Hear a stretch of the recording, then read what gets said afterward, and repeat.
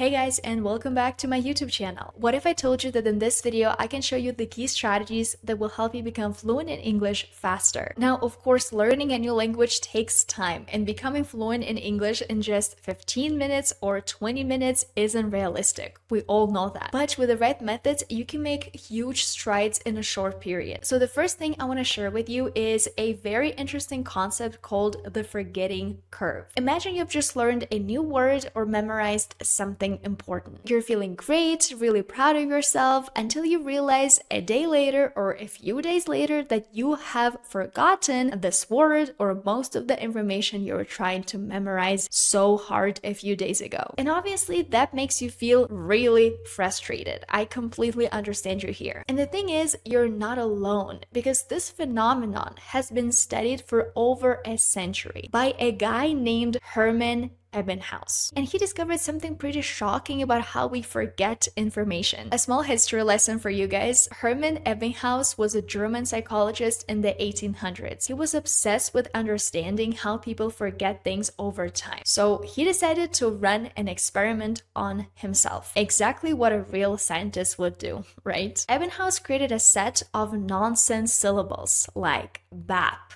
Zeph, or Nup to study memory without any prior meaning. He decided to memorize all of those random syllables because it sounds like a lot of fun, I guess. And then, using a stopwatch, he measured how long it took for him to forget them. Can you imagine just sitting there with a stopwatch though? Ebbinghaus's most famous finding is the forgetting curve. It looks a bit like a downward slope, and basically it shows how quickly we forget new information if we don't reinforce it. And as you can see from this graph, we tend to forget information really fast. Doesn't look very promising. So why did I decide to show you guys this very pessimistic looking graph? I think it really highlights the fact that if you don't review or practice what you've learned, your brain will forget it, and it will forget it at an extremely fast pace. It's not really that you in particular are bad at learning or bad at remembering information. No, this is just how our brains work. If we don't reinforce something, if we don't see this information again and again and again, our brain thinks that we don't need this information anymore. It deems this information unnecessary and discards of it as quickly as possible. And so yeah, while the curve looks kind of depressing, it does show us how we can improve our memory, especially when learning foreign languages. What we can do to improve retention, to memorize more and more words and don't just forget them 20 minutes later. And here is where my favorite spaced repetition comes in. Because instead of cramming all the information in one go, it's always better to review it at increasing intervals. This way, your brain is going to be re-encoding all of this information, and you're a lot more likely to remember it 20 minutes later, an hour later, a week later, and a month later. And so this method, the method of spaced repetition, kinda fights the forgetting curve, because instead of forgetting everything slowly,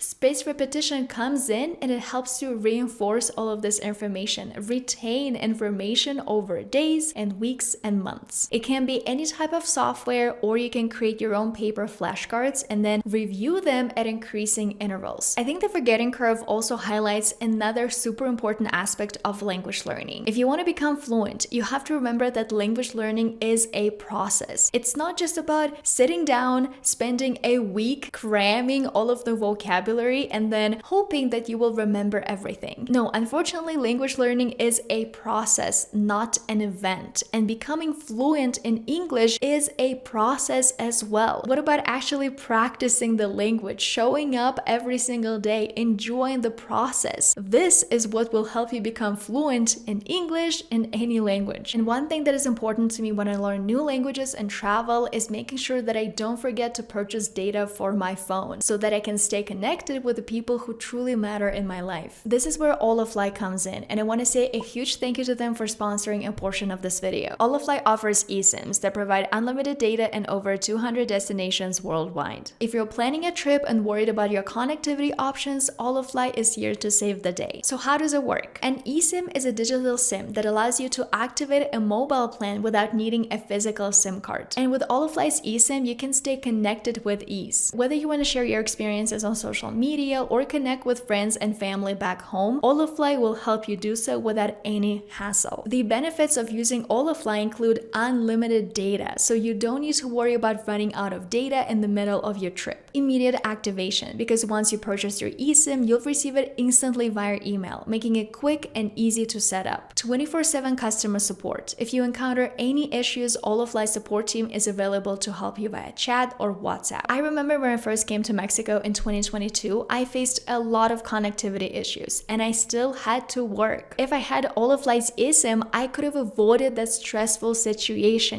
running around trying to look for a coffee shop to connect to free Wi-Fi. And with Holafly, you'll be able to relax and focus on enjoying your travels. So if you're planning a trip, I highly recommend checking out Holafly. You can purchase your eSIM easily through their app, available for both iOS and Android, and even manage your data right from your phone. And I also have an exclusive offer for you guys, for my viewers. You can use my discount code Veronika's Language Diaries to get a great deal on your eSIM purchase. Just use the link in my description to find out more. Okay, moving on to the next important concept that is closely connected to becoming fluent in English. It is the zone of proximal development. This theory was first developed by Lev Vygotsky, or Lev Vygotsky in Russian, a Russian psychologist who lived in the early 20th century. Editing Veronika in here, something happened to my microphone. That's why in the next clips, you're going to hear this weird humming sound. It is honestly not too distracting, but I just thought I would record this clip in case you could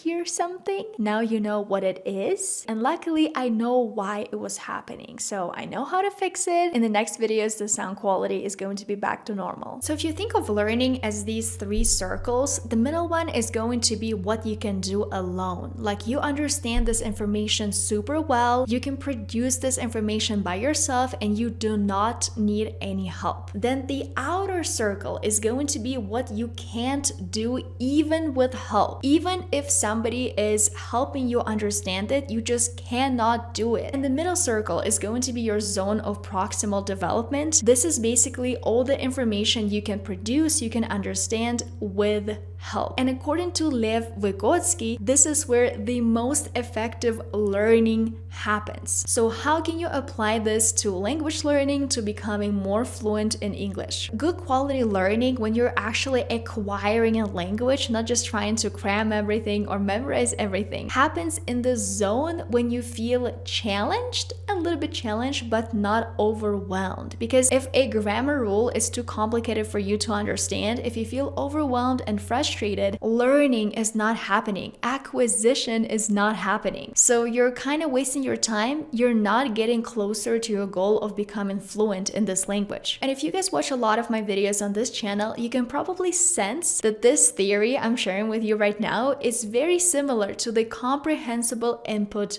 theory. Because when we are receiving new information in a foreign language, it's best to feel slightly challenged. It's best to choose information that is only slightly above your current level, so that you understand 99% of the information, but this 1% is challenging enough to be fun, to be entertaining, so that you acquire the language naturally, without trying to cram anything, without feeling overwhelmed or frustrated. So basically, when you're learning English, when you're trying to become more fluent, ask yourself how you can build this scaffolding, this temporary support to make language acquisition feel effortless. And then once you've mastered this difficult rule, you won't need scaffolding anymore, and you'll be able to move on to higher levels. And again, once you move on to those higher levels, ask yourself how you can build this support. Maybe it's with a teacher. Maybe it's by using ChatGPT to have all the explanations of different words or some grammar rules, or maybe it's going to be watching YouTube videos like the one you're watching right now to really understand how language learning works according to science. Because to be effective, language learning doesn't necessarily have to be super difficult. You don't have to suffer to acquire a language. I mean, these two words, to suffer and to acquire, they don't really work together, because acquiring happens naturally when you're having fun and the level of the language you're surrounded with is slightly slightly above your current level. Okay, now let's turn to memory again and talk about the method of Loci. It is a mental strategy for improving your memory, and obviously working with your memory when you're trying to memorize a lot of new words, a lot of new vocabulary is extremely important if you want to become fluent in English. This method is really great because it uses your spatial memory, and us human beings, we're really good at remembering places. So by associating the information you want to remember with a familiar place, it sticks in your memory so much better. The idea behind this method is that when you need to recall those specific items, you can just walk through your familiar place, through your house, through your apartment, your office, and find all of those words in there. Let me give you an example with an actual idiom in English. Usually idioms, phrasal verbs are very useful, but it's just very hard to memorize them. And so the idiom we're going to look at is to burn the midnight oil. It means to work late. So you can picture your room, your apartment, your kitchen, whichever place you want to, but you have to be very familiar with that place. So imagine a candle burning in your bedroom late at night. And this candle reminds you to stay up late to work or study. And maybe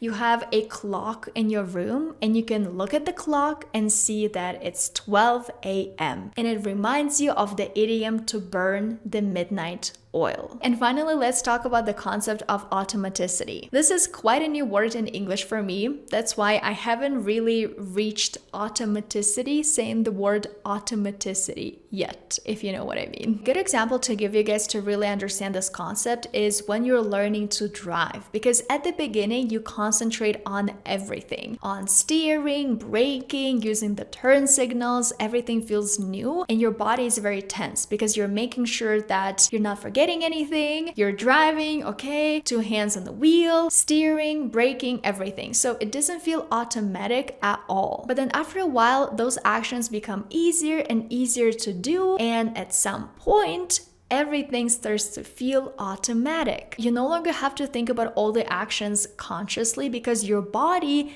just does them. And that's automaticity in action. And obviously we'll understand that it's a skill that comes with repetition and practice. And if you want to become fluent in English, automaticity means that you can use the language smoothly. Pronunciation, grammar, vocabulary, your brain knows how to respond automatically to all of those common situations. So one of the best ways to achieve automaticity in pronunciation and accent is through a method called shadowing. This technique involves listening to a native speaker or a recording, maybe watching a YouTube video, and immediately repeating what they say, mimicking their pronunciation, intonation, and rhythm as closely as possible. Let's say you're practicing the sound th. For me, at the very beginning, when I just started learning English, this sound was extremely difficult because in my native language, Russian, we don't have this sound. That's why a lot of Russian speakers who try to speak English often say sink,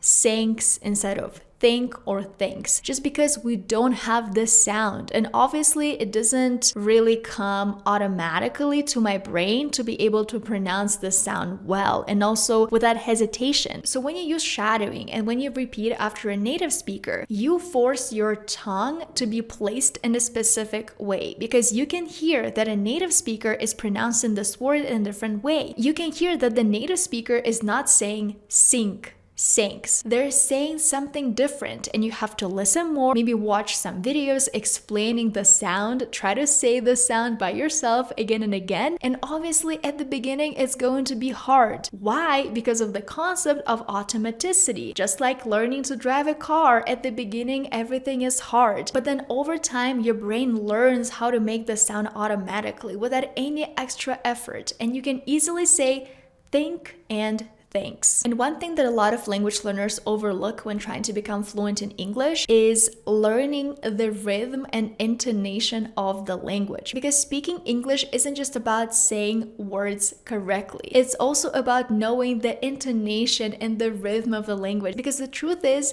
Different languages have different intonations. Our native languages really influence the way we start speaking all the foreign languages we're learning. And so when you shadow, you help yourself internalize the flow of English, which is essential for sounding natural and sounding fluent. Okay, so I think it's going to be it for this video. I really hope you liked it and found it useful. If you did, don't forget to give it a thumbs up and subscribe to my YouTube channel. If you want to stay connected when you travel abroad, please check out Holafly.